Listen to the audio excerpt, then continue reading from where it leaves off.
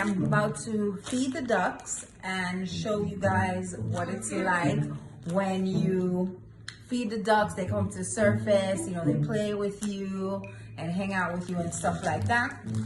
I'm not sure Mom, which one of these breads can I use? You crazy? Go out there, go feed that family. You just call him and friend to start feed up. You cannot go up there, go feed no dog. I'm saying which one of the breads can I said you cannot use nothing to go out there to feed nothing.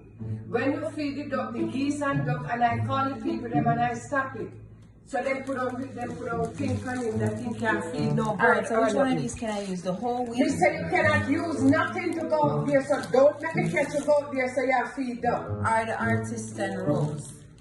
I think the artisan rolls is kind of too hard for them He mouths. said, do not go out there to feed nothing. You are not supposed to feed nothing. Alright, so we're not going to use this, but we're just going to use this one instead. Because this Don't one... let me catch you outside and feed no dog and no bird caviar. It's against the law. I'm just going to give them one... I said no! You don't hear me? Yeah, but I want to do it for my... I said no! I want to do it for my... I said no! I want to do it for my followers. I said no!